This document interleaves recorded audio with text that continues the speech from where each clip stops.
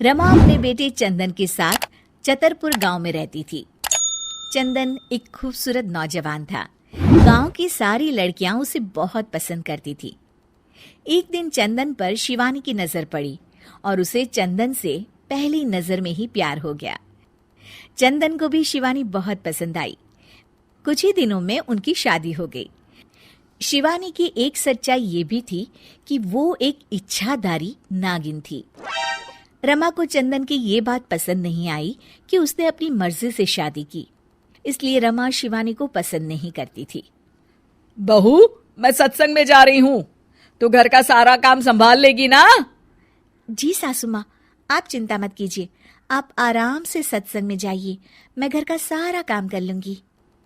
तो ठीक है, सारे काम निपटा लेना, बर्तन धो देना, कपड़े भी पड़े हैं वो भी सुखा देना, और घर में फिनाइल वाले पोछे से सफाई भी कर देना।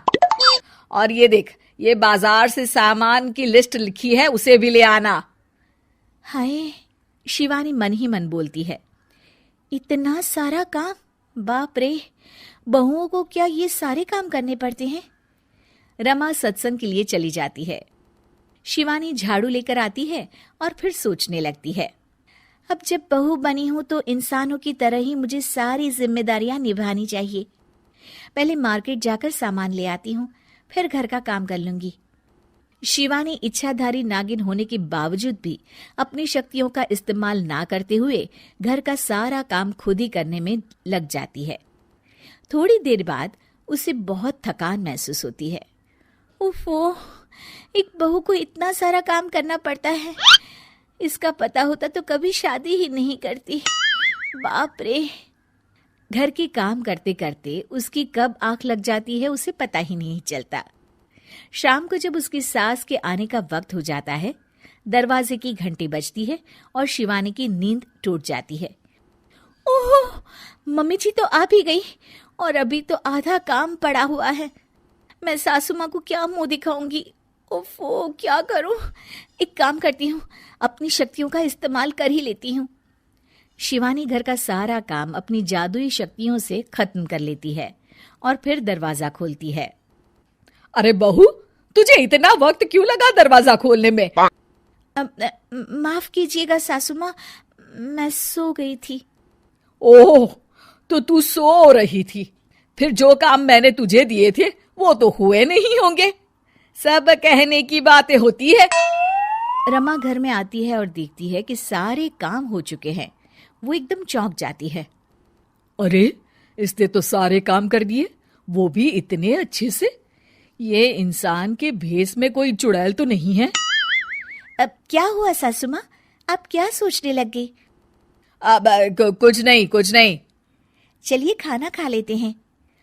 अगले दिन शिवानी रसोई में काम कर रही होती है, तभी वहां उसकी सास आ जाती है। बहू, आज ना मेरी कुछ सहेलियां आने वाली है, तुम कुछ अच्छा सा बना देना उनके लिए खाने में। जी मम्मी जी। रमा के जाने के बाद शिवानी अपनी जादुई शक्ति से सारा काम कर देती है। शाम को रमा की सारी सहेलियां आती हैं। अरे रमा, अपनी बहू से तो मिलवा। रमा शिवानी को बुलाती है। शिवानी बहुत ही सुंदर थी। रमा की सारी सहेलियां उसे देखकर चौंक जाती हैं। अरे रमा, तेरी बहू तो बहुत ही सुंदर है, अपने बेटे के लिए चुनकर बहू ढूंढी है तूने। ये लीजिए, आप ये कचौड़ी खाइए। रमा की सभी सहेलियां खाना खाती हैं और उन्हें खाना बहुत पसंद आता है। अरे वाह भाई वाह, रमा मान गए तुम्हारी बहू को, कितना अच्छा खाना बना लेती है। उस दिन पूनम की रात होती है और शिवानी घर के कामों में इतनी उलझी रहती है कि उसे याद ही नहीं रहता कि हर पूनम की रात को वो अपने असली रूप में आ जाएगी। वो रसोई में काम कर रही होती है, तभी उसका असली रूप सामने आने लगता है। शिवानी ये देखकर घबरा जाती है। हे भगवान, मैं तो भूल ही गई थी कि आज पूनम की रात है। बाहर तो सासू माँ और उनकी सहेलियां आई हुई हैं। अब मैं क्या करूं? क्या शिवानी का राज सबके सामने खुल जाएगा? जानने के लिए देखिए इच्छाधारी बहू पार्ट 2।